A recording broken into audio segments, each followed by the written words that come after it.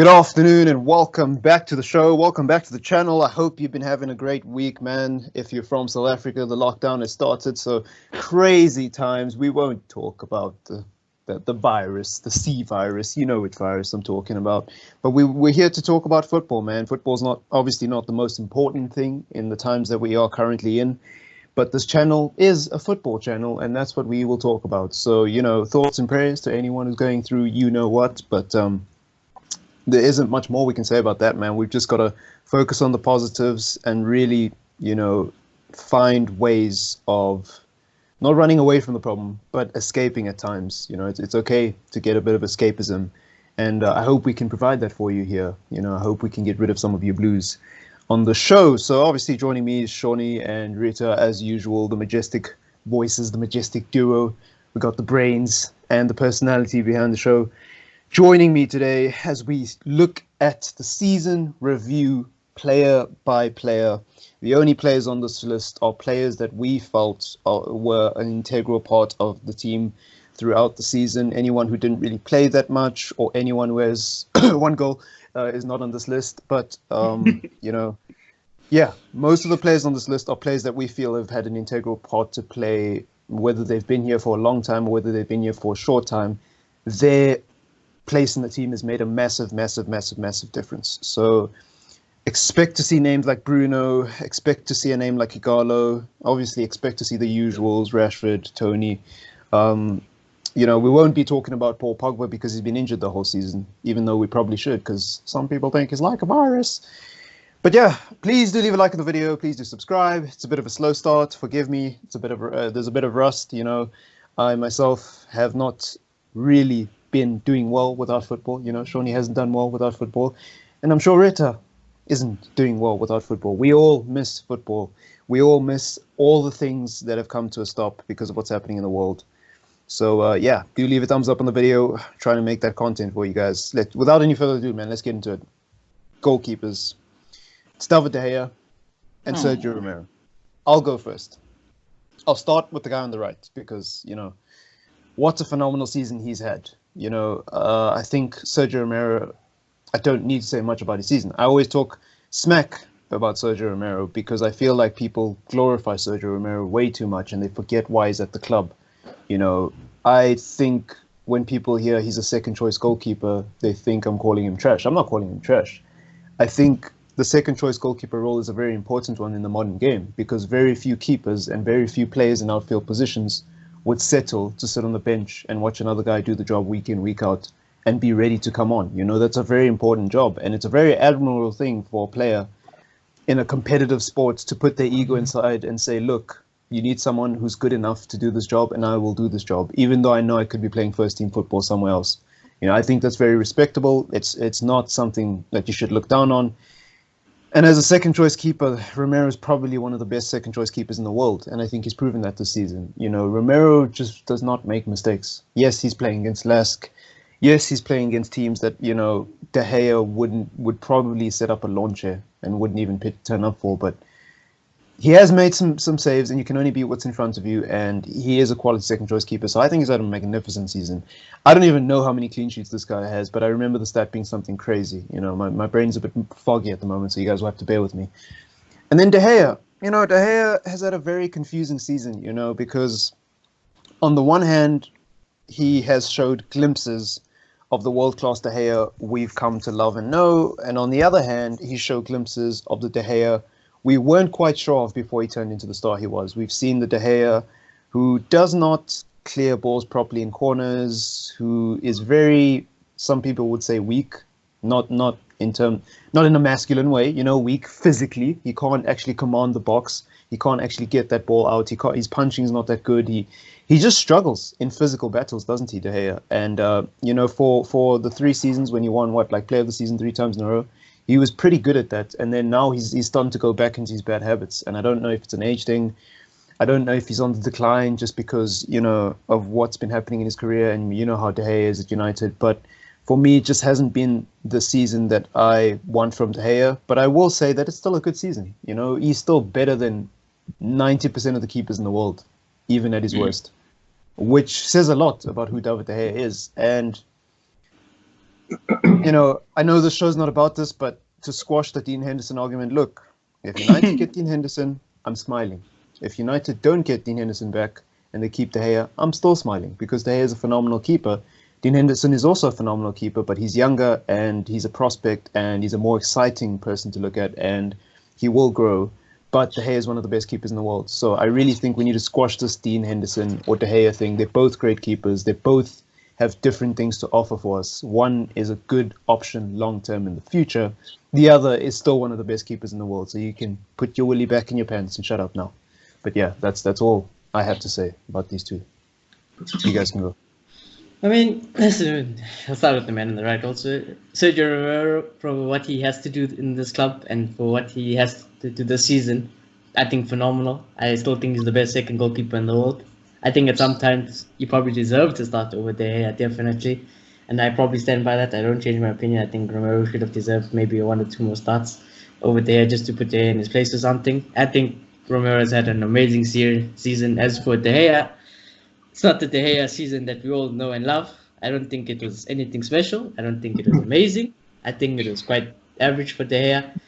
But that's not saying it's a bad thing. It's not saying it's a good thing. I think it's just average for De Gea standards. And I think that hopefully we get to expect more from him again.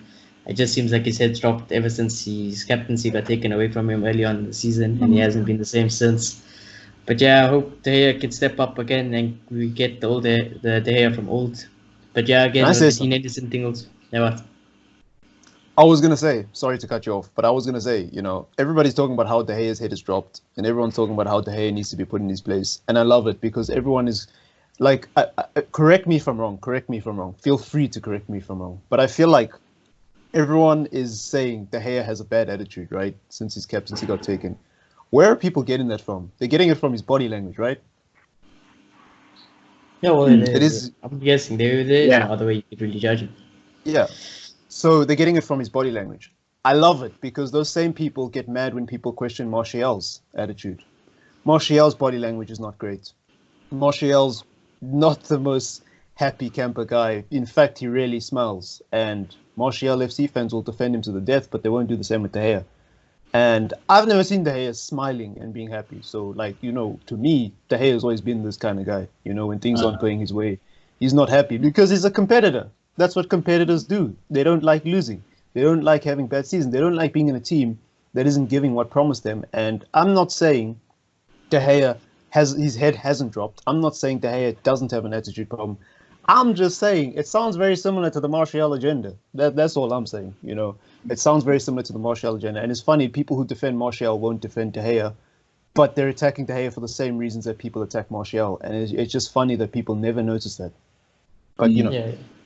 You can continue. Yeah, but yeah, again, with regards to the Gea and Dean Henderson thing, like Marcus said, I'd be happy if De Gea stays. I'd be happy if we get Henderson to come and he's the first choice keeper.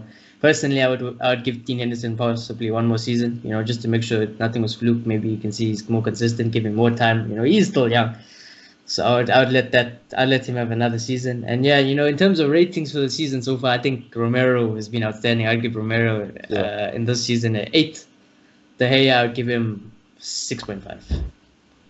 Yeah, I think this De Gea versus Henderson thing is so childish, bro. They both are players. Can we not support both of them? Why do we always have to make United players turn on each other? It's almost like we're bored since the COVID-19 virus took over. But this thing started even before the COVID-19 virus. But anyways, Reda, what do you think of these two? It's a very divided fan base, and we can see it in how we analyze our players. Look, it's only been 1 season, Dean Henderson. We've seen keepers have 1 good season. Pickford at a point was going to be the amazing thing. Now Pickford makes too many mistakes on my liking. Tom Heaton. Yeah, Heaton. Oh, yes. So I don't think he's ready. And the nice thing is, Romero and De Gea have a great relationship. Dean Henderson's going to come in and want to play first team football. As young as he is, you can see he wants to play first team football. And that might cause a rift between him and De Gea. And that's not something we need. We have a really good second choice goalkeeper who's willing to sit on the bench. I mean, we see at Germany with ter Stegen and Neuer, and there's a bit of a rift there because they both want to play. They both want to start. So we're in a pretty good situation. We have a keeper who is not world class. You can't call him world class, but he gets the job done. And as you said earlier, he can only beat what's in front of you. So I think we need to give some credit to Romero. I think he's had a good season, and I would give him, in terms of rating, an 8. Like, I don't see why I can't give him an 8. He's done everything right. He hasn't done anything wrong. He keeps a ridiculous amount of clean sheets, so he deserves a really high rating. With De Gea, on the other hand, look, it's a bit 50-50 because, as you said, there's been moments where we see that De Gea that we love. There's been moments where he pulls out an amazing save and saves the game. But then we've also seen the stats of how many points he's dropped for us. So, yeah, it's been a very mixed bag with De Gea. And if anyone deserves leeway for a tough season, it's De Gea. Because in the past years or so, he's been phenomenal for us. So, and yeah, as you said, I don't think he's as happy as he was back then because of what's happening at the club, him losing the captaincy. I feel like he's a loyal servant. He's not one to throw a tantrum and demand to leave. But I wouldn't be surprised if De Gea is not completely happy about where his career is and where Manchester United is. So I feel like that plays a big part in his form. So I'll give him a 6.5 season. Yeah, and I'm just trying to recollect my thoughts here as I come up with a response. But I think with regards to De Gea and the whole Dean Henderson thing, people think, they don't look at outfield players the same way they look at keepers. People think for goalkeepers, it's easy. If an outfield player has one good season, everybody's like, it's just one season, it's just one season, it's just one season. As soon as a keeper has a good season, they're like, oh, he's the next best thing. And it's like, no, keepers still have to have good team chemistry with their back four and their teammates. Keepers still have to be happy. Keepers still have to be experienced at the most elite level.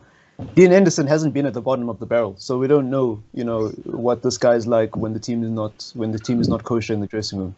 We don't know what this guy is like, if we put Dean Henderson in De Gea's shoes, we don't know how bad he would be.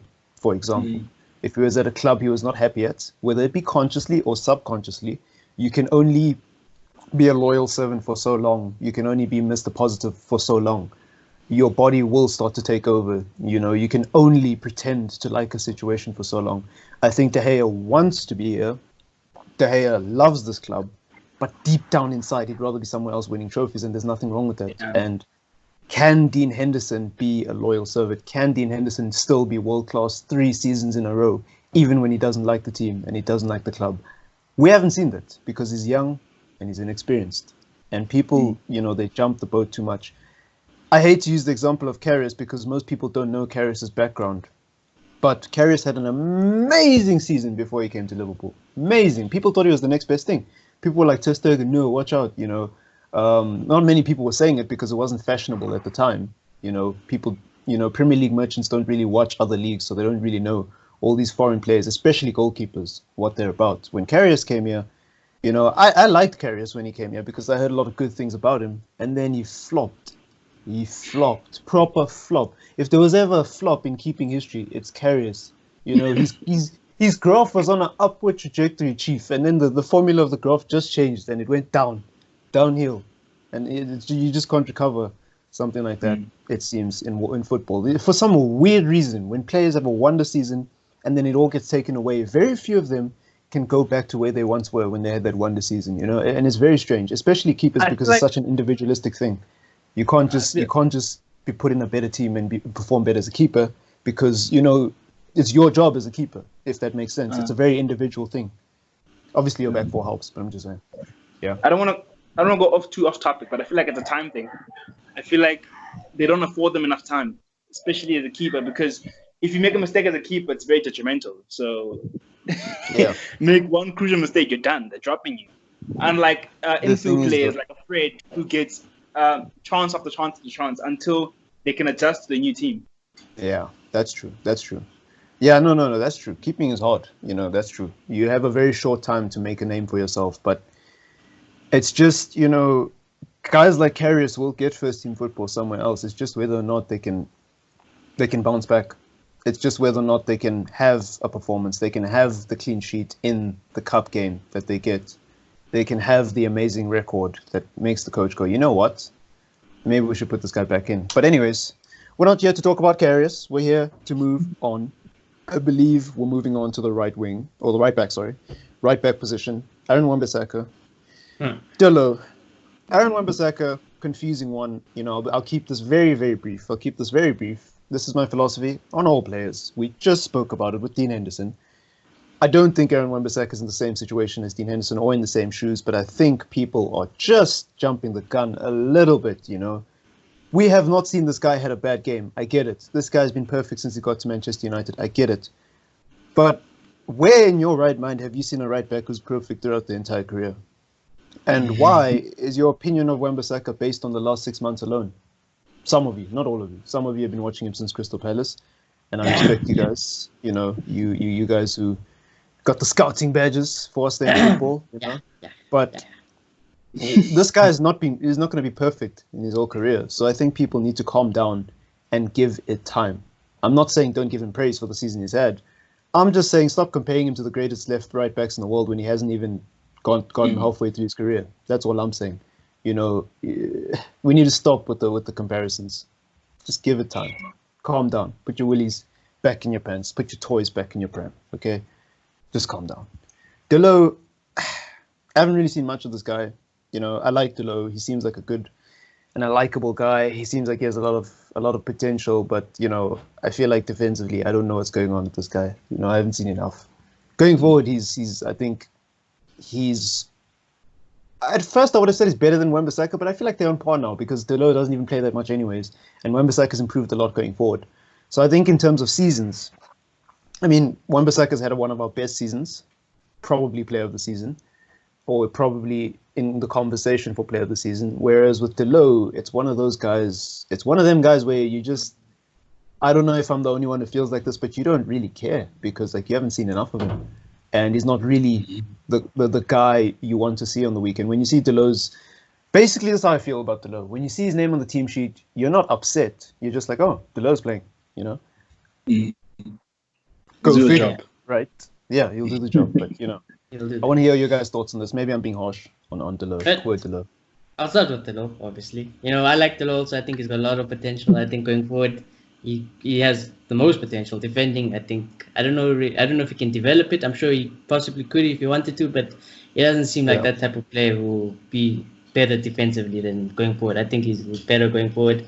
I think he's one of those guys where you could genuinely play him like get a right wing or a right mid to create something because, you know, you can play there as well. He has played them. I wouldn't say majority, but he has played there. He has had some experience, more experience than other players in roles like that. But yeah, you know, I like Delo.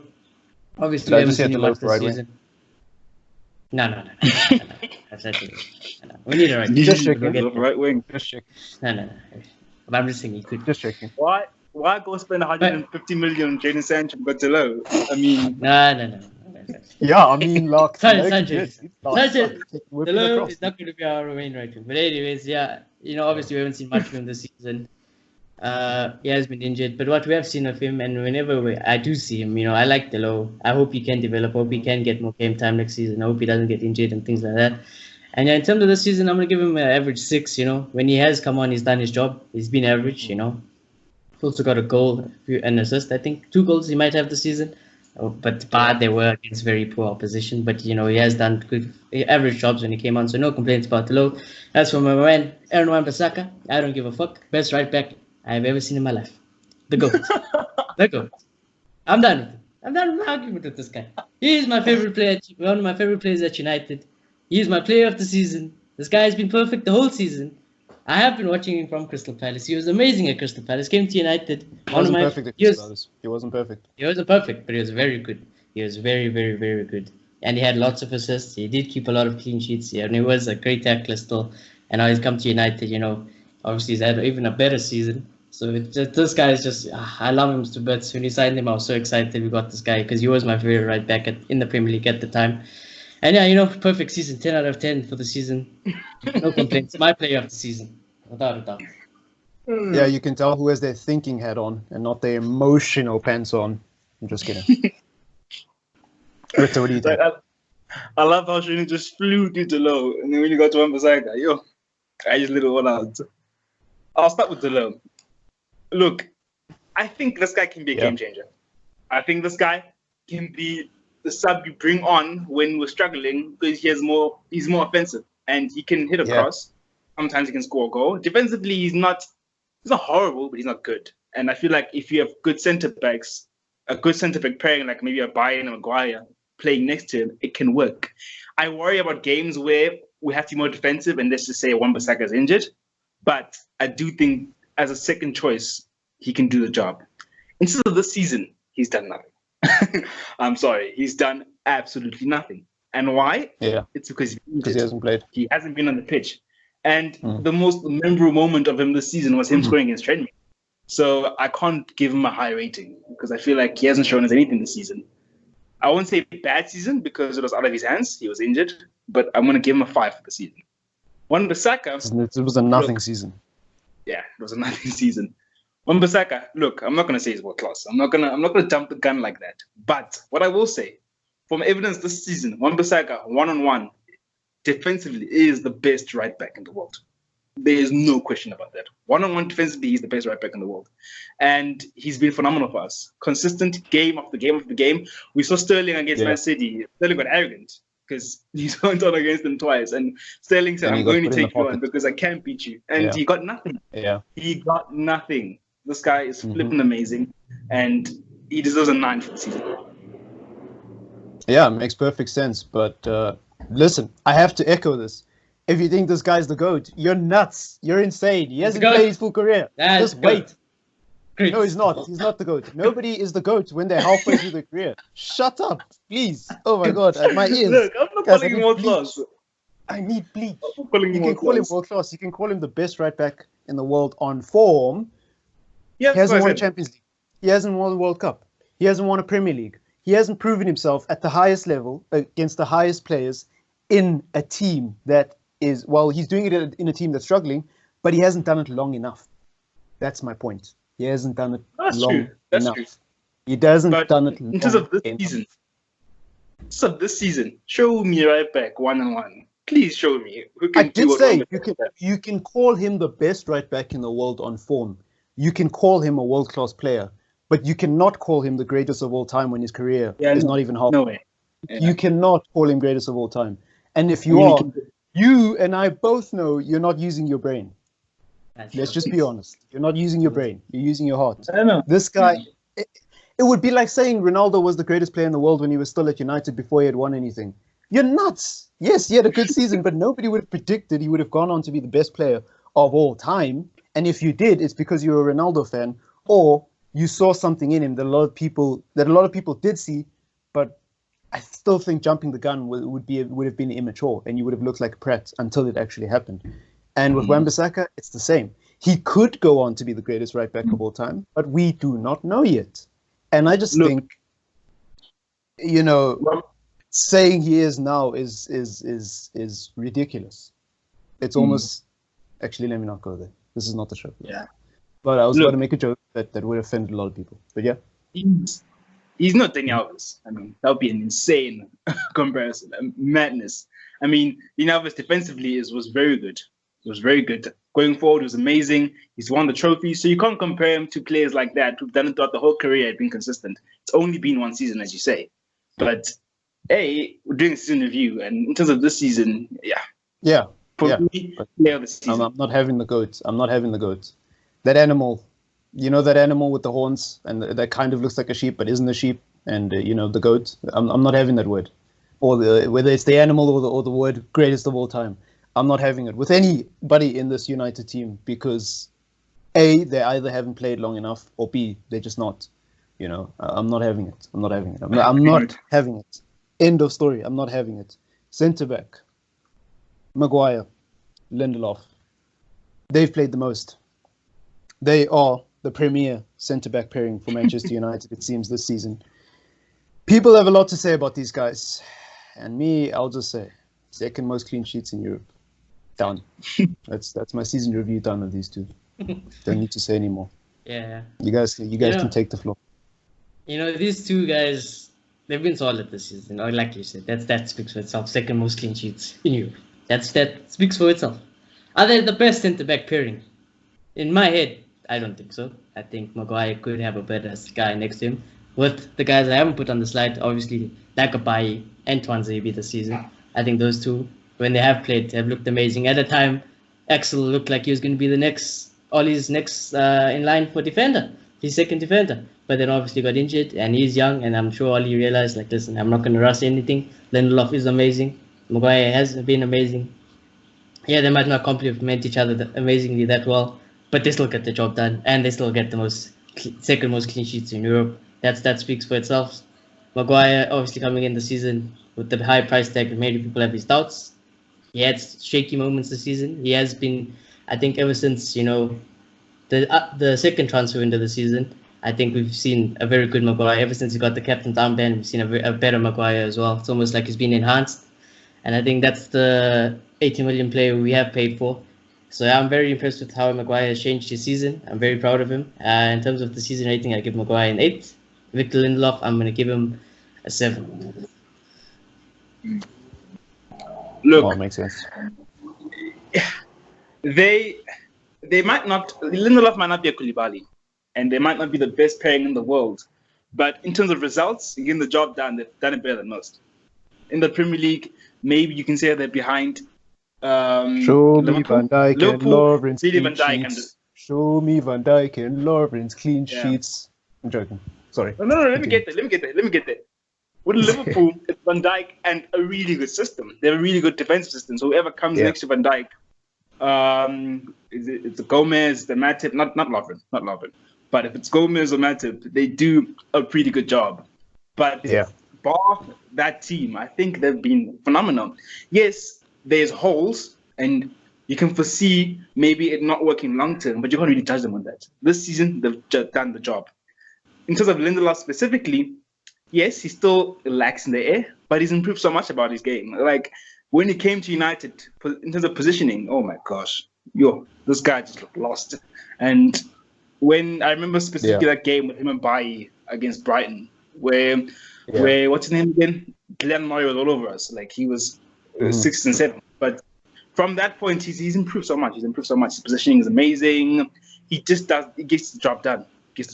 Yeah. And he's not world class, but he's of a decent quality. And next to Maguire, I think it works because Maguire has had his bad moments this season, but Maguire is a really good centre back. The only thing he struggles with pace, but besides that, he's strong. He's good in the air. He's good with the ball. He can help in offensive play as well, which is you don't really find a lot of keepers. So he's the full package in my opinion, and he's a good captain. He might not be the most vocal, but he's a good captain. So I'd say for the season, 8 Maguire, 7 Lindelof. Oh, I can feel the Liverpool fans cringing at the screen and winding up as you compare them to the best team of all time that got knocked out of the FA Cup, by the way, and the Champions League, and couldn't even complete the treble, let alone win the league. No, but for real, I think this pairing is a very weird one to make a comparison with because I'm not really much of a stats guy, but I bring up stats to wind up the stats people because a lot of people like throwing stats in your face when you believe in a player, but the stats aren't really there to show it. The stats guys will always be on your case. Well, I'm saying to the stats guys now, second most clean sheets in Europe. I don't care who we've been playing. That's not our fault. You can only beat what's in front of you. You can only beat what's in front of you. If the teams that Manchester United are playing are so easy, such that a defender as bad as Maguire and as bad as Lindelof, in your eyes, can get the second most clean sheets in Europe, why are the other teams in the Europa League not doing it? All you hear is crickets, because they have no response. So please, get off your high horse, get off your little, we're going to win the treble. Get off your little nonsense and give credit where it's due. I ain't saying this guy's better than Van Dijk. I ain't saying he's better than the Liverpool defenders. I'm just giving you the stats, and I'm saying based on the stats, something is going right in this pairing. Because clearly, they get a lot of clean sheets. Whether that's because United have a very good defensive system, and because we've had the very defensive managers over the last few years, cool. Albeit, I'm not saying they're better than Van Dijk. I'm not saying man for man, Lindelof and Maguire better than, some of the best centre-backs in the world. Hell no. But as a pairing, in this system and in this team, it works better than like 90% of the teams in the Premier League at the moment in terms of defense. The problem with United is going forward, and that's a topic for another day. But I get so sick of these Liverpool fans. I had an argument with a Liverpool fan the other day because they seem to not be able to look past their pride and their ego and listen to what the other guy is saying. They seem to be untouchable. They seem like they forget where they were just a few seasons ago.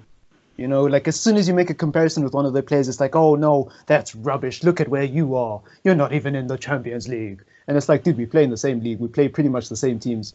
The only difference between the Europa League and the Champions League is probably you playing in Atletico or Barca once off. But team for team, we're still playing the same quality, Chief. We're still playing the same Chelsea, the same Tottenham, the same Man City, which we beat 3 times this season, by the way, the same Arsenal. Same teams in the Premier League, and you couldn't get a clean sheet against those teams. We could, but ours doesn't matter as much because yours matters more. Your results in the Champions League mean more than our entire season combined, apparently. And I think it's just rubbish. But anyways, I digress because this is not about Liverpool fans. Let's go to the left back position. Sure, Williams. Oof. I'll keep this one very brief as well.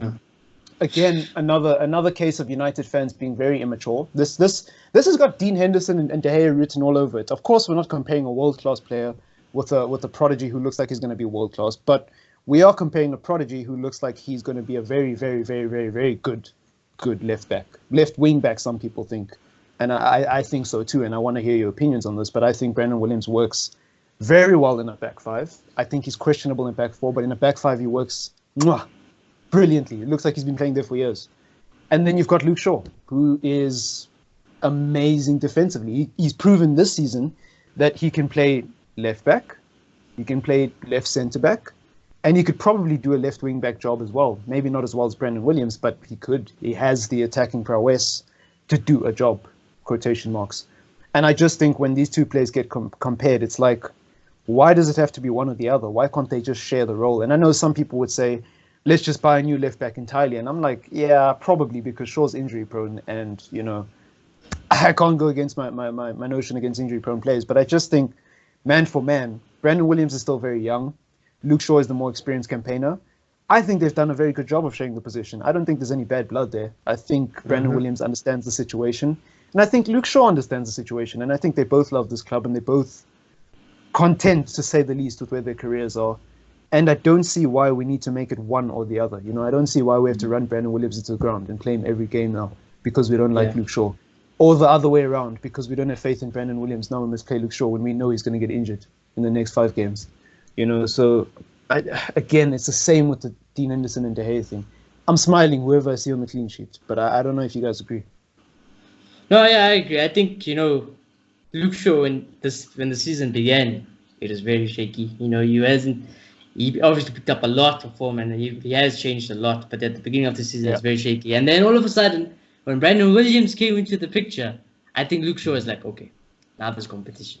This guy is not even bad competition. This guy is very, very good competition. I have to step up big time. And I think Luke Shaw did that. I think Luke Shaw took it as a professional, and he has his experience to say, listen, I can step it up. Look at how I'm defending now. Look how I'm playing. He has worked his way into the team. He's like, this is who I am, the number 1 left back at United. So yeah, props to Luke Shaw. I think when Brandon Williams came in, Luke Shaw stepped up his game, and I think Luke Shaw stepping up his game will improve Brandon Williams. And I think the season Brandon Williams has had, phenomenal for his age, for him to come in the youth team, first pro season at the top level. Amazing job he's done this season, and I'll give Ollie credits to playing Brandon Williams the way he has this season. Absolutely fantastic job. I love the kid, and I love the way Luke Shaw has turned the season around. So I'm gonna give Brandon Williams an 8 because he is young and this is his first pro debut season. So I've got no real complaints with him. I'm gonna give him an 8 for what he has to do, and I'm gonna give Luke Shaw an 8 as well because this beginning of the season, it was very bad. But then, I don't just want to think about that also. He has changed it around, and he's changed it around big time. He's defending amazingly, and he's and he has played amazing well against good teams. And again, he's part of that defense who's got the second most clean sheets in Europe. So 8 out of 10 for Luke Shaw as well. Can I just say, this has nothing to do with the football, but am I the only one who feels like Brandon Williams is the only player that makes the number 53 jersey look attractive? You know, like I don't know if I'm being too romantic or too much of a passion merchant, but anyways, I feel like he's the only player who can make any jersey within that 50 range look wearable. You know, that's because you speak about romantic. I'll keep it quick because I don't want to make it too long on these guys. But I look at these guys, those pictures right here, and when I look at Brandon Williams, it's like I see Luke Shaw and he was young at Southampton, and I think about it's very similar player, very similar. I mean, if you look at that photo, they do look very similar. Like, you know, it looks like Brandon Williams is his younger brother somehow. Yeah, exactly. Anyways, Rita, what do you think of these two guys? I feel like This season. Brandon Williams plays with more heart than Luke Shaw. But look, Brandon Williams has been phenomenal. Mm-hmm. I think the step up from youth to the first team is difficult, especially for a fullback. Like, because defenders usually don't get dropped. They play game in, game out. So yes, he was fortunate because Shaw gets injured a lot, but it's not an easy step up, and he's been phenomenal. He's coming to Manchester United and being compared to the best in the league. And yes, that's something done, but that has happened, and you can see he's on for the future. And he spoke of him on wing back. Yeah, I think he would be brilliant wing back, but I think left back as well. I think he's at one game. I don't remember what game it was. There was one game that was horrible left back, but besides that, defensively he's pretty good. He's pretty solid going forward. He works in a lot of crosses and he makes a lot of chances. Very similar to Luke Shaw. So yeah, good season. I'm gonna give him a 7. With Luke Shaw, look, the start of the season wasn't great, and it was down to injuries because he was in and out and wasn't playing that much. But Luke Shaw in the last few weeks, in the last few months, has been amazing. He has been out of this world. Look, what I'm about to say might be a bit controversial, but in the last few months, I think Luke Shaw has been better than Wan-Bissaka. I think he's been better than Wan-Bissaka. And why I say that? Yes. And why I say that? Wan-Bissaka is good at tackling, and that's great and all. But if you position yourself well, you don't need to do that.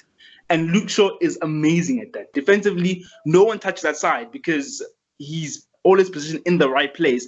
And at the same time, while he's doing all of that, he crosses, he goes forward a lot, interplay is amazing. He's been untouchable in my opinion. He has been. Because there was a point where people were going, Williams can retire Luke Shaw. But as soon as Luke Shaw stepped up, those arguments died. Those arguments just died. And it was clear that if Luke Shaw's fit, he plays because he's been phenomenal. So I'm going to give him an 8.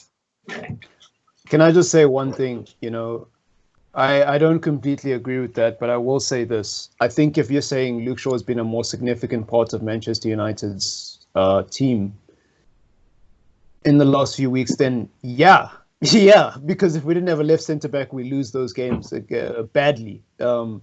The thing is, people forget about Wan-Bissaka is he's a right back.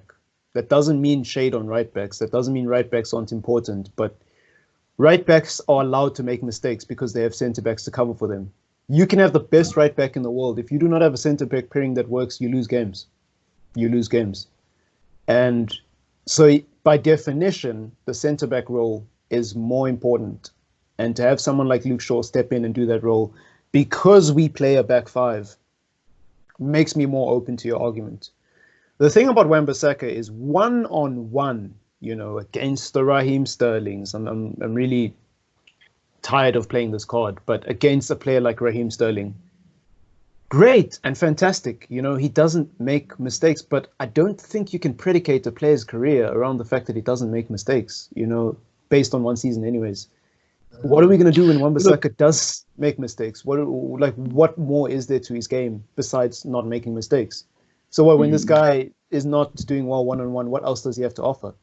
And that's been the big question mark with Wan-Bissaka. What can he do going forward? What can he do in a different system? What can he do when the team is struggling? Yeah, I think he can grow, and I think he has been phenomenal. But all our saying is that we have to give credit where it's due. And I feel like Luke Shaw has been more of an all-round player in the last few months than Wan-Bissaka has been. But you know, I can feel the Wan-Bissaka inners turning because like they just don't want to hear it. But yeah, that's true. The only thing Wan-Bissaka has done that has made him relevant in the topic of best left back in the world is being good one-on-one. It's been good one-on-one. Yeah, the consistency, but being consistently good one-on-one. What else does Wan-Bissaka do besides be good one-on-one? You can't tell me he's one of the best right backs in the world going forward. Go wash your mouth and go get a checkup if you think that's true. Go But it's get one a of those mental things. checkup. You know, It's one of those things that because he really won't lose because you can see that's just how his body is made. That's how good he is at tackling. Yes, he might have off, no, but it'll always be a trait in his career.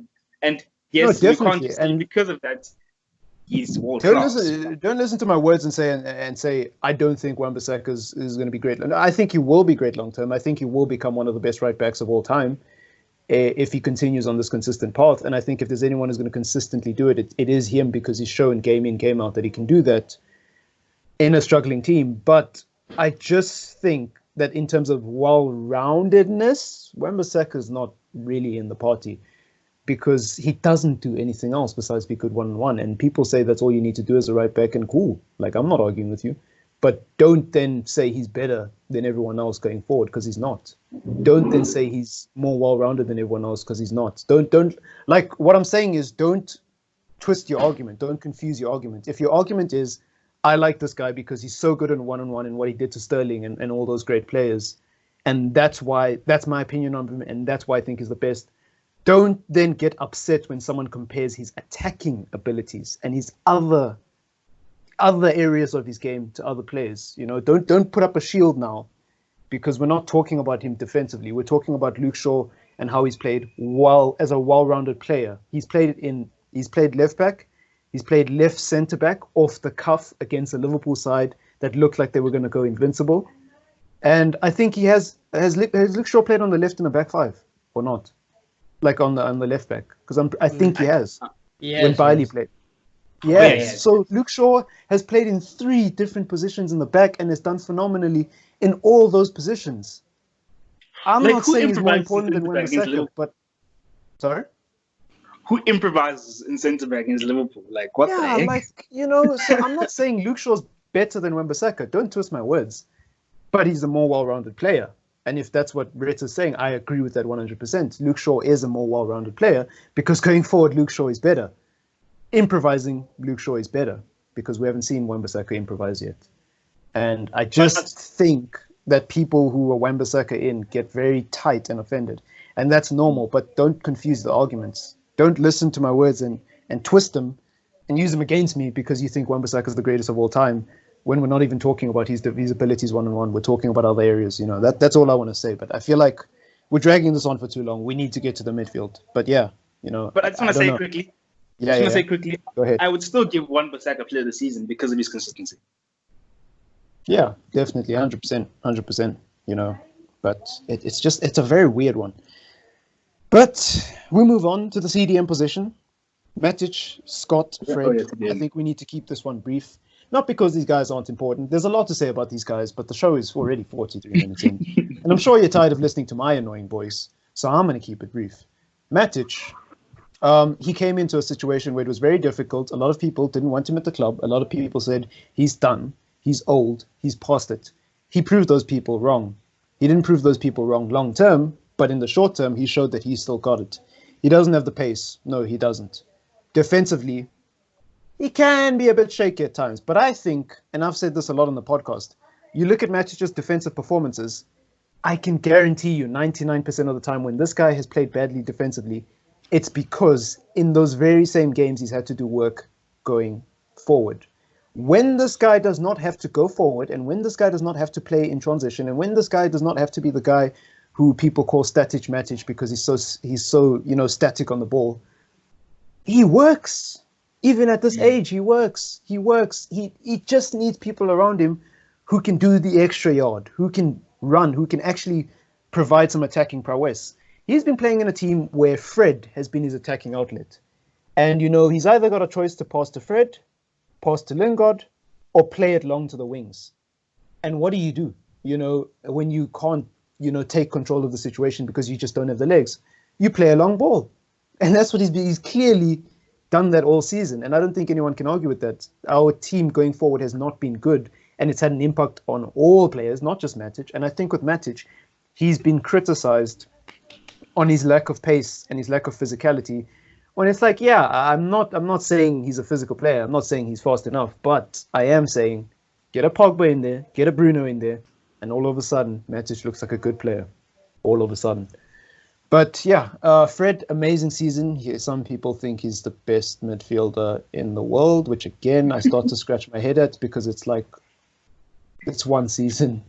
It's one season. How many times do I have to repeat? It's one season. You know, what happened to giving players time and actually watching players? You know, like, why do we as football fans feel the itch to compare footballers that are in completely different situations and completely different times to each other?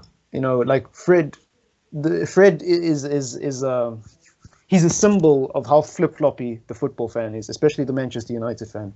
Because you have people who didn't like Fred and were questioning his passport when he first got here. Now you have people who are saying he's the best midfielder in the world, and they don't want to listen to logical reason because that's just their opinion. And they seem to think their opinion is invincible just because it's their opinion. And it's like, what happened to just watching players for a couple of seasons and seeing if they're consistent? And then very lastly, McTominay, I think he's been injured, so he's had a nothing season for me. He's been good in the times that he's been involved, and when he got injured, it was a huge blow. But I just think there's not much more to say about McTominay because he was out for so long in such a crucial period that everyone kind of forgot about him until he started coming back into training. You know, everyone was talking about how we're going to miss McTominay. Then Matic started playing well, and everyone wasn't talking about McTominay now. We're talking about, Matic, ? Long term. What do you guys think? You know? And that's not shade on McTominay. I just think he got injured at a very unfortunate time, and Matic took advantage of that. But yeah, McTominay's had a phenomenal season in my opinion. When he was fit, when he came back, not so much, but he'll get there. And I think he is definitely a player for the future, perhaps a future leader even. Some people seem to think so. Yeah. I don't know what your guys' opinions are on those three players, but yeah, I'm gonna try to keep it short because this is I don't want to drag it on for too long. But yeah, Matic, amazing season. He turned around. Obviously, long term, I still don't think it's gonna work out. Obviously, his age will deny that. I don't think he's the one for long term. But amazing season this season. He proved me wrong. Proved, I'm sure, majority of United fans wrong.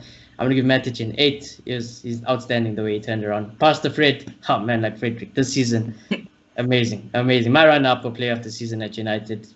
If it was up to me, I'd actually think. No. Let me finish. Yeah, we're not here to judge. It's all respect to those things. Season. Definitely, I think this guy has been very consistent. I think the way this guy has played this season has been phenomenal. I would actually put him in even the Premier League team of the season. I think that's how good he has been. I think people don't. I think he gets underrated. Really, I think people overrate him, and I think people underrate him. But I think, maybe people think I overrate Fred, but Fred has been amazing, outstanding this season. I'm going to give Fred a 9 this season. McTominay, before his injury, also I thought amazing. I liked him. You know, this season I thought it would be his season. Obviously, his injury knocked him back slightly, but I think also when he came back, I thought he did well again. You know, this guy does get a goal. He does create a lot of chances. He is the leader. Defensively, he needs to learn a bit more. Hopefully, Matic can learn stuff from Matic, and whoever the coaching staff is, he gets to develop. But I think he is definitely one for the future, and I think McTominay has had a good season also, so I'm going to give McTominay a 7. No, I can agree. With McTominay, you can see the talent's there. You can see it's there. First half of the season was great, and yes, he went into injury, and he's come back now, and Matic and Fred are playing, so he doesn't get much game time. But when he does play, you can still see that we've got a good player in our hands. Defensively, I agree with you. I think he does need to improve, and if he improves that, he's going to be a really good CDM. So, yeah, I'm going to give him, for season overall, I'm going to give him a 7. I think it's been good. Matic, the start of the season, it was scary.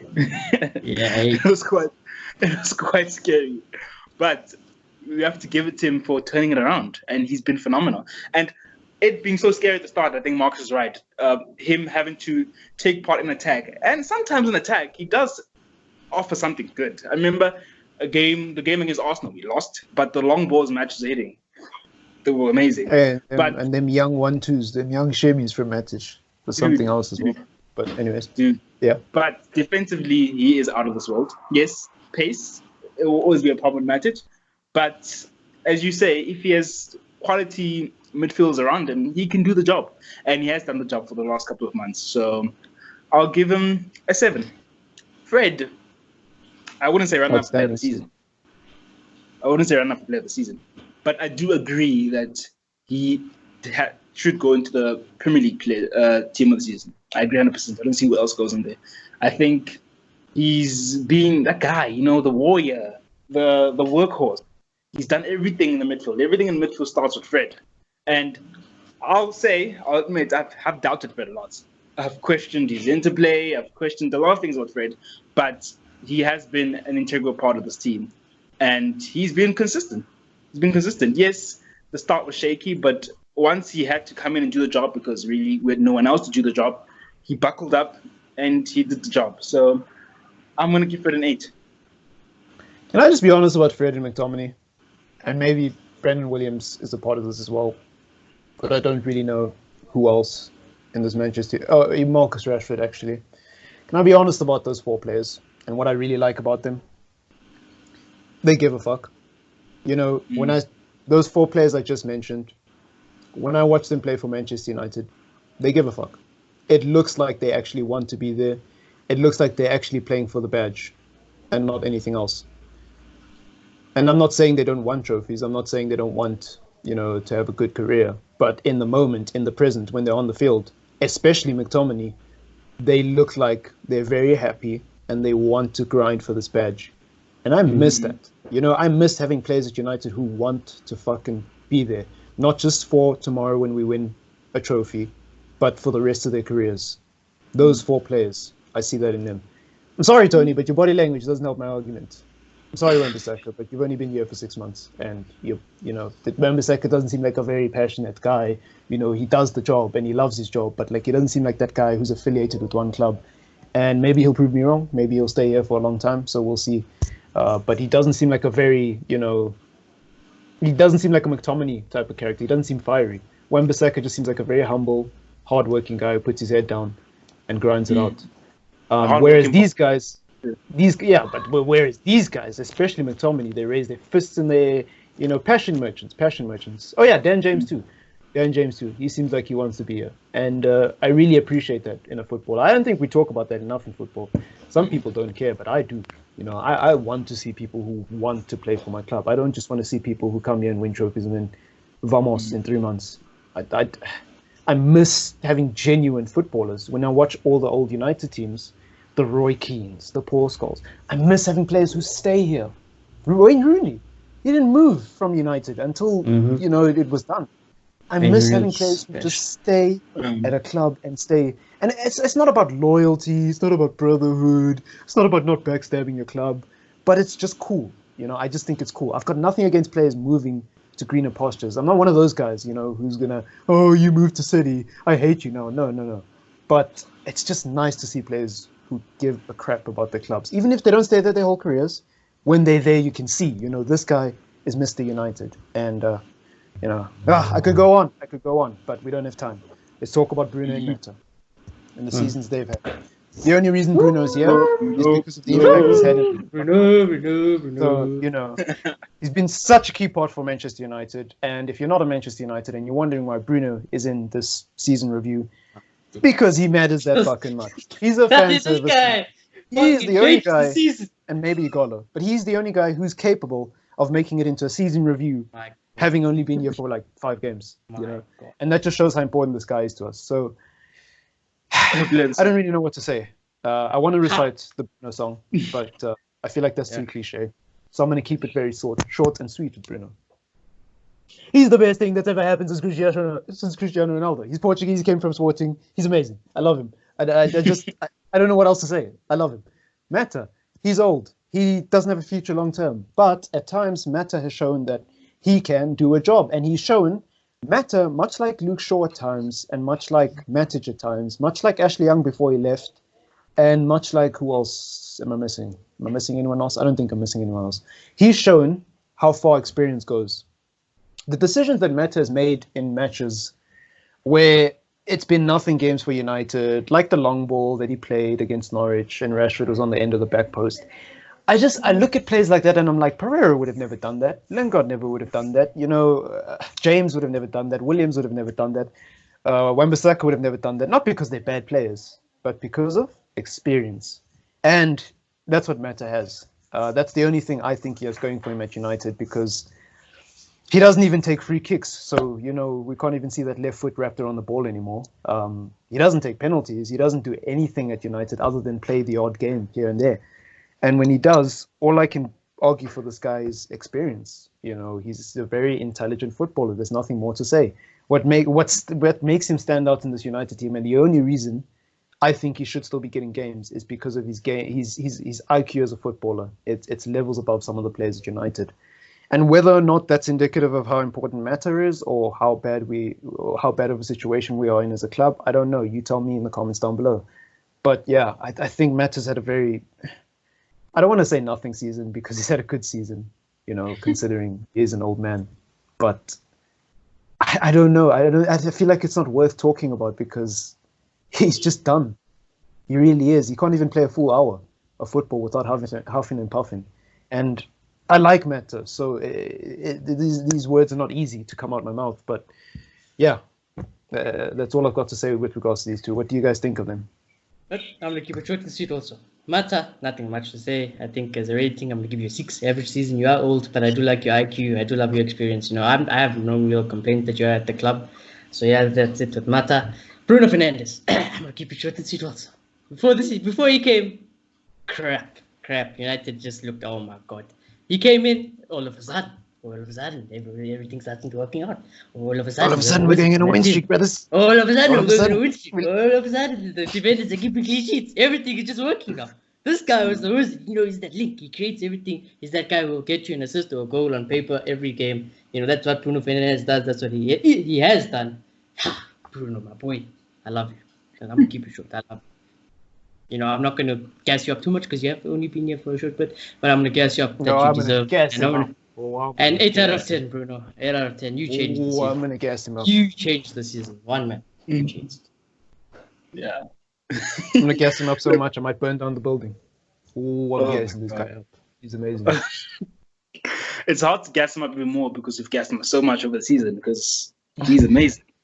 Like, I read an article yesterday, and it was saying how Ole Gunnar Solskjaer has changed so much at United since Chelsea. Now you're hearing rumors about Jadon Sancho and Kane wants to come to Manchester United. Everyone wants to come to United. Everyone knows. They're good. And I was thinking to myself, like, Bruno was the catalyst for all of this. Like, it all changed. Like, we can score a goal now. It all changed when Bruno came. And, he was an integral part to the puzzle. And I won't go on praising him, because I've done it enough this season. But he's absolutely amazing. He's, in terms of number 10 play, in terms of creativity, he's in the last few months, he won player of the season, player of the month. When's it, January? He's won every player of the month so far that he's been in. I think he's won 2 now. Imagine. He's been out of this world. And obviously we're not going to say player of the season. That's ridiculous, because he's only been here for a couple of months. But one can say in those months he's been outright the best player. Yeah. I almost forgot Mata. He's my life. There's nothing to say. He's had a good season. 7 out of 10. Done. Thank you. Done. There's nothing to say. He's old. Why are we still talking about Mata? He's old. He can't play an hour of football. And I love Mata. I love him. He's good. But he can't play an hour of football. He's old. Before Bruno came, you guys know I wanted Mata on the team sheet. Yeah. Mata had to start, because we needed that creativity. And I'd prefer him go off like on the 70th minute or 60th minute, which he struggles with, but he's got the creativity. He's got the IQ. But maybe not for the Premier League anymore, not for starter. I can compare him to Santiago, who was probably done in the Premier League, but now he's at, Villarreal, and he's flipping amazing. So I can see Mata doing something like that if he moved. But in terms of his job, instead of coming off the bench and doing a job, I think he's been very good at that, and I think he deserves a 7. Bruno Fernandes, 9 for the past few months. I want to say that I think when people say Bruno is the catalyst for the motherfucking change that's happening in the last few months, I don't know if it's entirely true, but look, I prefer to look at it like this. And look, my opinion is not gold. This is just my opinion, but I think instead of looking at him as the catalyst, I just look at him as the piece that was missing in the puzzle. Because I feel like calling Bruno the catalyst is so unfair to the players that have been at this club and have grinded it out and have put us where we are by themselves. It's so unfair to the Rashfords who've scored 19 goals and the Martials who carried this club on their back. It's so unfair, what about the defense and the season they've had? What about Romero and the season he's had, I feel like there were so many positives to look at this United team, but everyone was so blinded by how bad our attacking was that we forgot about all the positives. And when Bruno came, all of a sudden we looked at all the positives and we're like, yeah, that's because of him. But we're like, no. Some of them were not because of him. Some of them were there and they were performing before. Wan-Bissaka was amazing before Bruno got there. Maguire was doing his thing before Bruno got there. Luke Shaw was doing his thing before Bruno got there. Matic was doing his thing as Bruno got there, And I'm not saying Bruno isn't an integral part of the team. What I'm saying is he is, but he's the finish to the puzzle, not the beginning of the puzzle. Or that's the way I choose to look at it. Because people make it sound like Bruno came here and then he changed everything. He turned water into wine. When it's like, no, it was almost done fermenting, Chief. We just needed that final ingredient. The wine has been fermenting, or however you make wine. Clearly, I'm not that smart. But anyways, we don't have time. The wingers, Rashford, Dan, Trini. I'll keep this very brief. Apparently, Dan James has the most assists in the Premier League from a United player. I did not know that. That is an amazing stat. I don't think that stat means anything because he's been playing every game. So obviously, he's going to be on that list. But Dan James, I think he's been run into the ground. I think what's happened to him is unfair. I don't think he should be starting at Manchester United. Blah, blah, blah, blah, blah. Marcus Rashford, amazing season. His best season ever since he's been at United. Undeniably. Maybe not the prettiest season, but the stats speak for themselves. 19 goals, all competitions. Amazing. And I think he would have gone on to score 20. He might still come back and score 20 because if the Premier League does resume, he will be fit, which is great. Mason Greenwood, my opinion hasn't changed of him. We've seen this guy at a low. We've seen him at a high. And I don't think he's at a high every game. I don't think he's at a low every game. I just think he needs time to fit into the role and to be a more consistent forward. And I don't really know what the story is with Mason Greenwood, but I will say this. Looking at the way Marcus Rashford, Jadon Sancho, Tony Martial, I would give more names, but we just don't have time. That class of a player and in that age group, I think with Mason Greenwood, we have a star on our hands. And here's why. He's versatile. He can play in multiple positions. Back in the day, being versatile and playing in multiple positions wasn't such a good thing because people were like, oh, we don't know where this guy plays. But nowadays, I think it's more accepted. Nowadays, it's okay to play anywhere in the front three. And it's okay to be damn good at all three of them because why not, He's two-footed. He can score a goal from pretty much anywhere in the 18-yard area and beyond that. He has the pace. I think he recorded the one of the top speeds in the Premier League, him and Fred, at some point in their career. Someone can correct me if I'm wrong in the comments down below. But yeah, Mason Greenwood has a lot of qualities that would suggest that he's going to become a world-class talent. Whether he will or not, we'll just have to wait and see. But I think the fact that he's versatile makes him very similar to a Marcus Rashford. If a player gets injured in the future, with Mason Greenwood there, he'll do a job. And he won't just do a job, he'll do a damn good job because that's how versatile he is. I just hope he can live up to that. And it's not just false hope based on what we've seen this season. But yeah, what do you guys think of these three players? Dan James, very good. I think he's been good for the season. We brought him in. Obviously, he's not supposed to play as much. He has, that's what has happened. We need a right wing, definitely. Please get a right wing. But Dan James, £50 million player from Championship, done very well. I don't, the hate he's getting. Yeah, I can see where people are coming from, but I feel like it's undeserved. Can I ask you something? Sorry. Can I ask you something? I have to ask you now, otherwise I'm going to forget. What do you think of buying another striker and playing Mason Greenwood down the right wing? Since you love him. I'll do it. I loved that. I was going to get to bench brief. But yeah. Okay. But Dan James, again, what he has done, he's been good. I think people need to cut him some slack as well. 7 out of 10 for Dan James. Marcus Rashford, this guy, honest, this guy, everyone knows I'm a harsh critic of Marcus Rashford. That's not because I hate him. I love him. I love Marcus Rashford. But I think he's got the ceiling to be out of this world. He would have, in my opinion, would have been top goal scorer probably in any competition if he didn't get that injury. Heck, he's still on the top goal scorer sheets with that injury, and he's going to come back now. But Marcus Rashford, amazing season. I'm going to give him 8 out of 10 despite that injury. Very unfortunate, but his stats still speak for himself to this day. He hasn't even dropped off before that. So yeah, amazing Marcus Rashford. Mason Greenwood, my man, gunman. People haven't caught up to him. This guy will score from a corner flag. I'm just telling you now. This guy will score from a corner flag. This guy will score from the goalkeeper post. The opposition goalkeeper post. Mason Greenwood, my favorite youth player. Definitely my favorite youth player. I love the kid. Barca, Madrid. Please don't look at it. Don't ever Google Mason Greenwood. We need to keep this guy low key. We need to keep him back in the back. Be like, no, he doesn't exist. Not available forever. He must stay at United forever. Must keep him there at United. I love the kid. I'm going to give him 9 out of 10. Love him. The opinions of Shawnee 3 to 5 do not represent the opinions of the Red Devils Africa. We're an independent channel. We apologize for the recent Played events. 38 games this season. We do not condone having drunk members on our cast. It was an atrocious mistake. We will check that our casters and our host are not alcohol free before they come. I'm just joking. You can go on. Yeah, Dan James. Look, he's been an outlet, a very important outlet, and he's helped us a lot in attack. Like, yes, there's been question marks, and sometimes we've questioned his decision making, but without him there in transition, we are a bit poor. So he has played an integral part, an important part in our season, especially in the big games where, as we know, they do give us the space, and he seems to turn into a world-class player. So yeah, I think he has a lot to grow. He has a lot to work on. He still has room to grow, but I'd say good season, and I'd give him a 7. Marcus Rashford, the start was a bit iffy. Like the first 2 games or so, he was on the left wing. Yeah, it seemed promising. Then he played striker. Oh, Gong. It was disaster. Kinekeo is the right word to describe the performance down the middle. Yeah. So that needed to change. And as soon as it did, as soon as Martial came back, his partner in crime, it was amazing. Like, just look at the goals. So, like, I don't need to say anymore. He's been amazing. I think runner-up, and some people might say even winner of the season. So I think he's had a phenomenal season. Greenwood, look, I love Greenwood.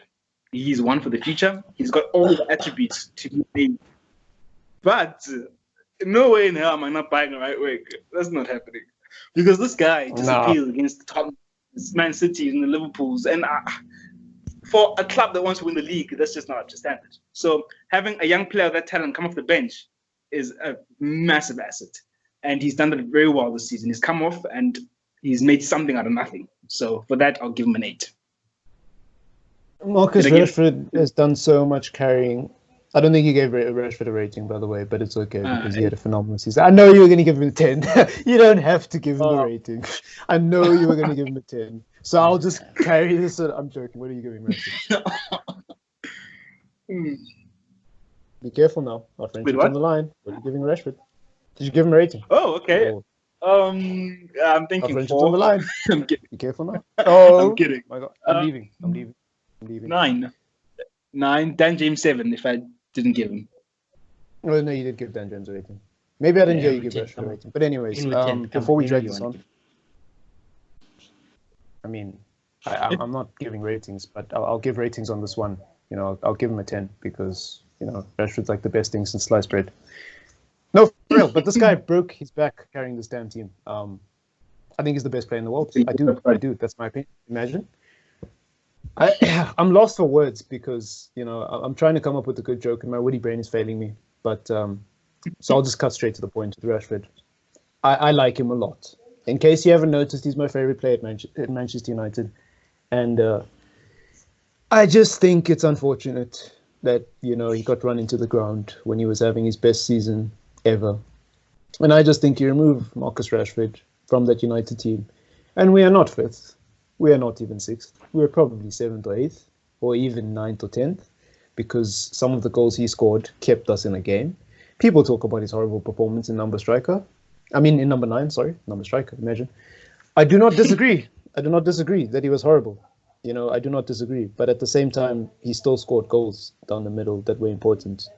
Not as many goals as he should have been, but he still scored goals. And he did not ask to play there. So, you know, I just think it's not unfair, but people make it seem like, Rashford, had a bad season just because he couldn't do it, when it was like, no, he was just playing out of position. As soon as he went into the right position, as you said, he was phenomenal. And yeah, man, I could talk about this guy the whole day, so I'm not going to. Igalo, Martial.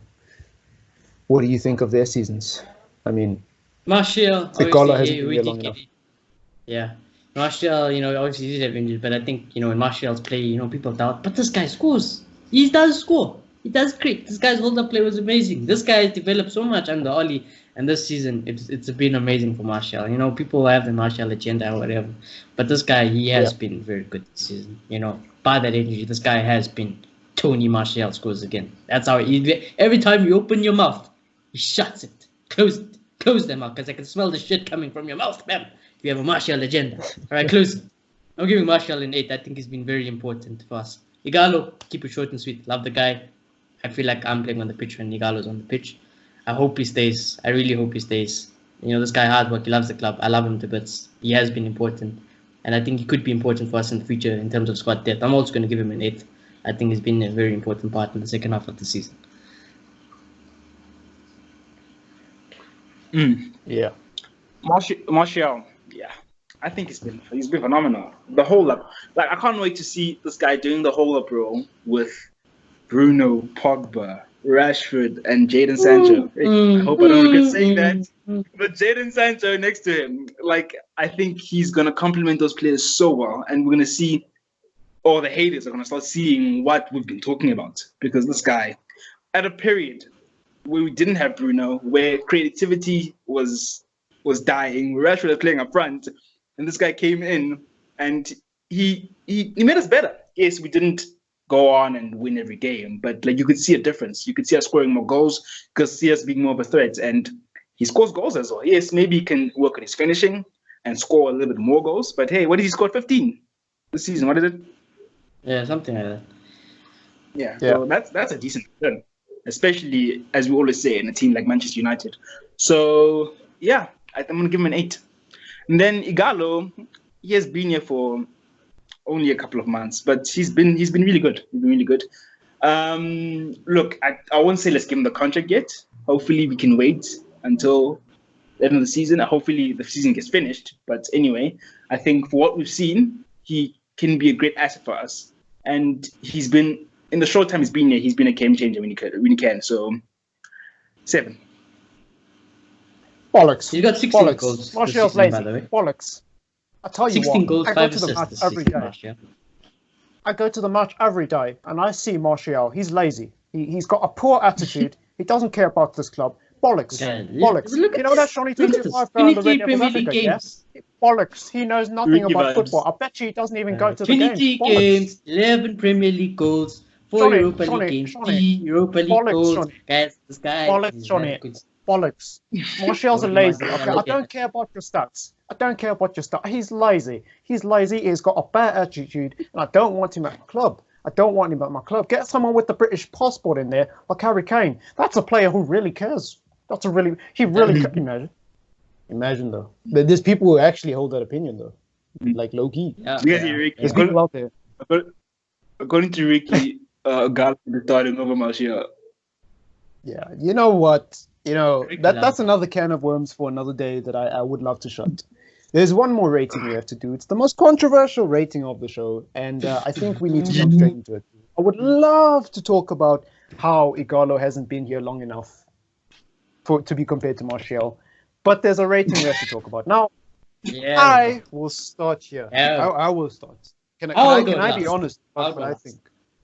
Can I be honest about what I think of this picture? Right. Ole Gunnar Solskjaer against the top 6 managers in the Premier League. Good. I think he's shown that he knows what he's doing at that level. I don't think you beat Pep Guardiola 3 times in a season by fluke. I don't think you take a point of Liverpool by fluke when everyone else can't do it. So in terms of as a coach, in terms of a manager, against the big clubs, I think he's shown that he can do it. Against the smaller clubs, not so good. I think coaching one-on-one, and I said this the other day to a United fan, Coaching one-on-one, I think this guy is really good, especially with the forward players. I think a lot of players under Ole Gunnar Solskjaer have improved. A lot of players under Ole Gunnar Solskjaer seem like they want to play for the manager. Can I remind you, there's guys like Jose Mourinho who lose their dressing room every 2 seasons. And, it's very rare to find a manager who can keep every 2 weeks they lose their dressing room. It's very rare to find a manager who can get players to play for him, even when they're getting the most criticism they've ever gotten in a long time. And I think with Ole Gunnar Solskjaer, he's got something special with these players. Do I think he's good enough long term? And do I think this season has shown anything? I still don't know. I would have loved to see what would have happened in the next few months. I would have loved to see what happened. But I've got enough evidence to know that there's something there. I've got enough evidence to know that this guy is not just a fluke. He's not just a PE teacher. I think he has proven himself against a top-class manager.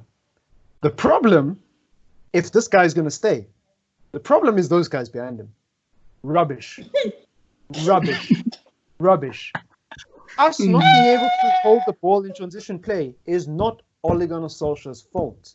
He's not a midfield coach. He's not a defensive coach.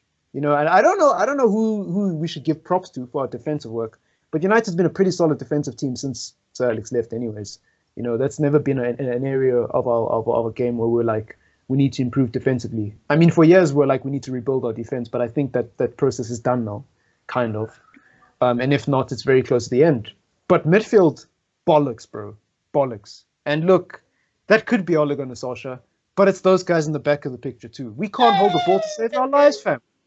This team need to play a game of one touch. And every time a person fumbles the ball, they need to get slapped hardcore or some sort of horrible punishment so they can learn the value of holding the ball. They all need to learn the value of holding the ball, looking after possession, because they don't know it. And I don't think it's an individual thing. I really don't. I don't think Matic doesn't know how to look after a ball. Are you kidding me? Matic? He's one of the most composed players. Maybe not now, but when he was in his prime, he was one of the most composed DMs in the world. Fred, question marks maybe, but I think he's shown that there is something there. McTominay, he can look after a ball. Bruno, I don't need to talk about Bruno. Let's talk about before Bruno got here.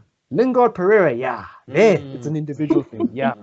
There, okay, sharp. It's sharp-fed. It's an individual thing. Okay, cool. I'm not arguing that. Rashford knows how to look after the ball, but he doesn't because he's a risk taker. That's his MO. That's what he does. Martial, he can look after the ball individually. He knows how to hold up play. Igalo, he can do it too. Dan James, he's young and inexperienced, so he's really irrelevant in this equation. Individually, these players have the skill set to look after the ball, but as a team, as a system, as a pattern, as a playing style, there's no congruency, there's no correlation, there's no, I don't know if I'm using the right words, but there's no mix, there's no gelling. It always seems like people are just doing their own things. Rashford's doing his own thing on the left wing there. Martial's holding up, but no one's making the runs. Dan James makes a run, but then, he can't really do anything when the defenders actually catch up with him. So then he has to pass back. Lingard has nothing to offer. He's there trying to make the runs, but Mandem can't even hold the ball to save his life. So all he's doing is running the whole time. Pereira can't do shit but shoot. And it seems like he's been told to do that because there is a clip of Manchester United, 20 minutes before game, by the way, teeing up shots to Pereira and Fred, and they were actually practicing long-range shots before the game. That's a coaching problem. That is a coaching problem. And Ole Gunnar Solskjaer is not the coach of Manchester United. He is the manager. The coaches are those guys in the background. And I think we should have a conversation about them. And I ain't saying Ole's off the hook, but we need to have a conversation about them. McKenna, Phelan, Carrick, and I don't even know who that bloke on the left is. Whack. It's just something like that. Whack. No respect. You guys need to learn how to teach people to hold the ball. I'm sorry, Carrick. I know you're a club legend and everything, but whack. Then you're the guy who played in the midfield. So you're the guy who's supposed to teach these men them how to hold the ball. But instead, we're losing the ball. All we do is play a long ball. We hope Dan James gets on the end and scores a goal. What kind of system is that? Some just do something. That's what you. No, and it's like you can blame Ole Gunnar Solskjaer, cool, but can we have a conversation about the coaching? That's all I'm asking, But I think I'm done, before this goes on for too long, because I could go on the whole day about how embarrassing I think this coaching staff is. I want to keep it short. Yeah, this is long. I'm gonna keep it short. Ole Gunnar Solskjaer, first half of the season, I'm gonna give you a 0. Right? I'll be honest with you. I hated you at the beginning of the season. Then you turned it around. Things turned around. I give you a 7 after that. All right? I'll be honest. The way I am now, I don't know where I am now. All right? I don't know. I wish the season didn't get stopped. Things happen like this in life that we never thought would happen. And I feel very unfortunate for you because the future it's uncertain for me still. Would I take Poch over you still? Yes. But the coaching staff behind you are not helping you, my friend. I'll be honest with you. Coaching staff, beginning, second half, they're zero. They're zero. They're shit. Yeah, hopeless. The medical staff, everyone behind you, Oli, is crap. Absolute shite. Shite. You are not getting help. So, yeah. If Oli's the driver, he has a trash picture that takes 6 seconds, 7 seconds to change his tires. They take a full minute in the pit stop, fam. Oli may not be the best driver, but his pit crew ain't helping him, fam. Yeah, they're not helping. Whack. They're not helping. Whack. Absolutely whack. Look, to be honest, I don't know the dynamics of this coaching team and how it works. But one of those guys is a midfield coach, Baba. What I will say is there's a lot of inexperience there. I mean, Carrick really feeling at Manchester United. He's kind of done, to be honest. Like, he had his thing with Sir Ferguson, but like a lot of those different era. McKenna, Azul, inexperienced. So I can fault that. But in terms of tactics, I do feel like, and I'm not just trying to defend them, I do feel like the system we play has played a very big part in us struggling to hold the ball. It's very evident that when we got a 10, it started working out. Because this system needs that. You can't be asking players to sit back and counter, but still want them to hold the ball properly and adequately. Yeah. Like, it becomes very difficult. Maybe with high-level coaching, you can bridge that. And maybe we don't have that. But I do feel for them in that regard.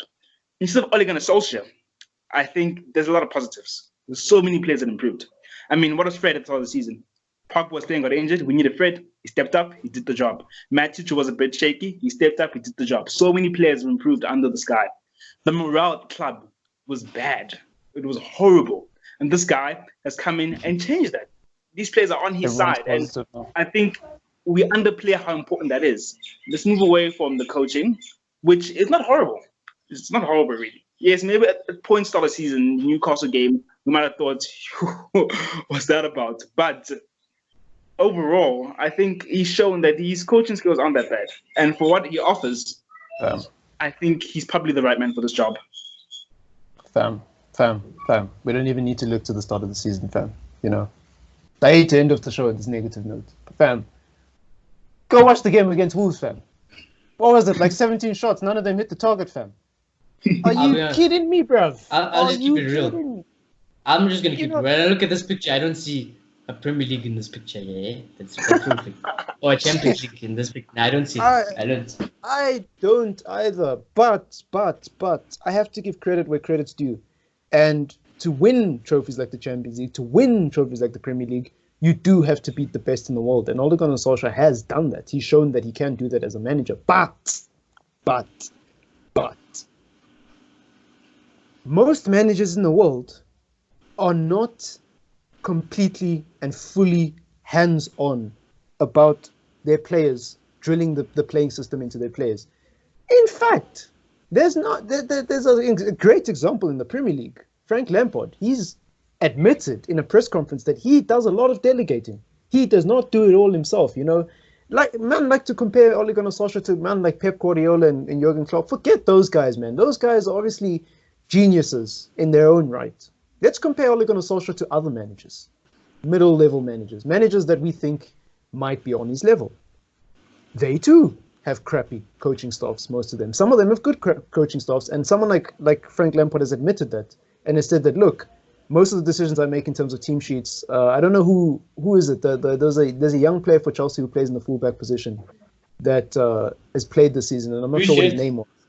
Yeah, I think that guy.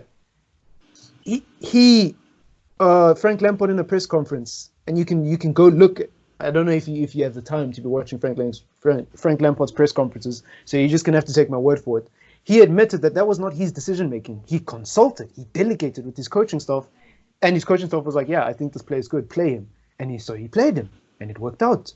And so my point, and where I'm going with all of this, is the coaching staff at Manchester United is not good enough. it is not good enough. Like, look, I understand we play counter-attacking football. I understand we play very quickly in transition play. But Ole Gunnar Solskjaer has made it very clear in press conferences that he wants to play some sort of attacking fluid football in transition. That's the gist of it. And the coaches, the onus is on them to then make sure that the players understand what it is they need to be doing and what it is they need to be improving in order to get that job done. And I just think they're not doing a very good job at it. Now, it's not completely their fault because you can only coach Pereira and Lingard for so long. You know, those are crap players. But the Freds, the McTominays, the Matiches, they've got to be working together and holding the ball a little bit better than that. You know, the amount of times I've watched Matic play a long ball from the back and I'm just like, mate, what are you doing? What are you doing? And Maguire as well. Like, he just boots it forward. And I'm like, what? How? How does that make any sense? And that comes down to coaching. You can't tell me Harry Maguire he can't maintain focus for a few seconds. So his default response is to boot the ball forward. No.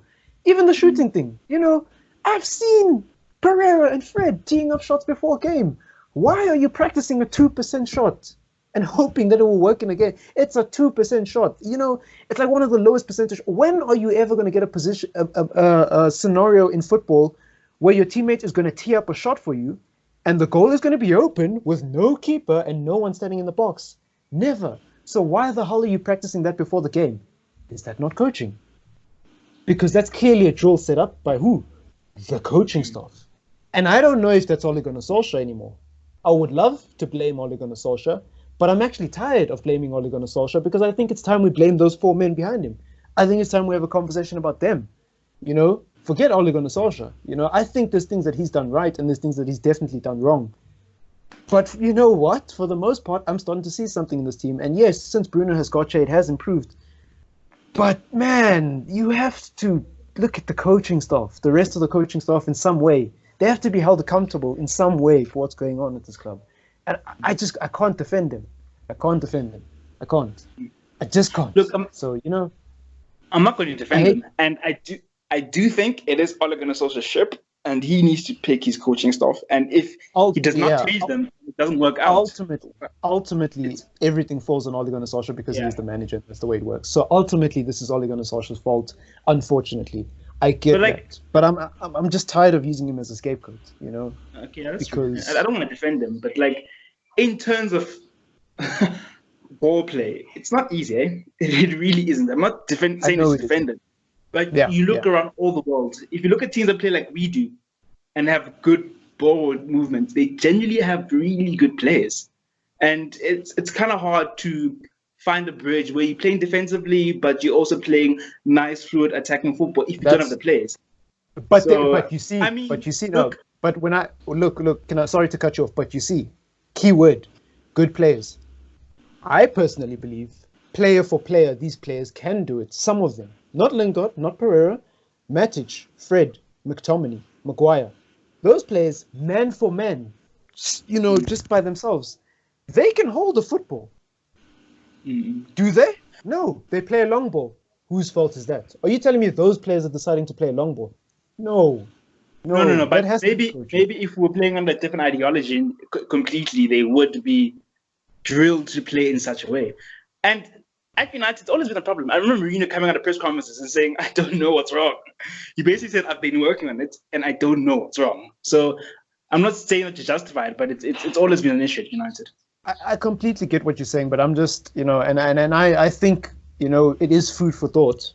But to end off the show, I really do think, in my personal opinion, that some of these players are talented footballers.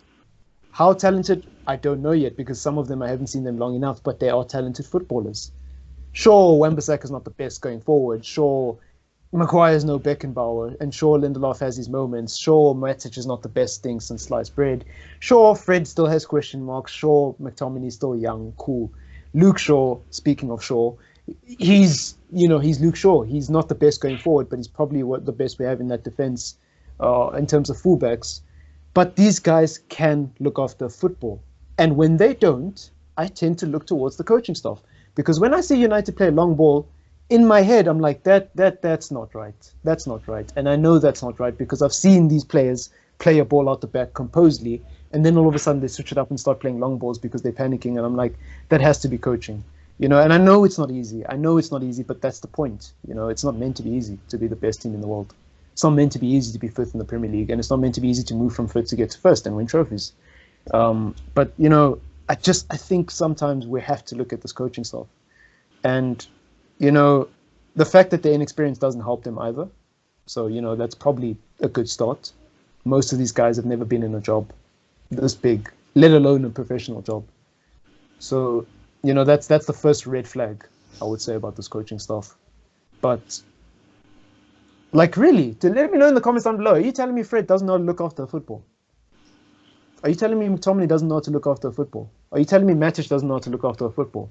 Because I think they can. Forget Lingard and Pereira, I think they can. And I think it's a coaching problem. Especially the shooting thing. The shooting thing is ridiculous. Remember when Pereira and Fred were taking all those shots? And now all of a sudden that's kind of stopped. I don't know if I'm the only one who's noticed that. But that must have been a coaching thing. Clearly they were told to shoot from range and they were crap at it, mate. I don't know how many balls their man lost in the crowd. But I don't know. Let me know what your opinions are in the comments down below of the players. This is the longest podcast we've ever done.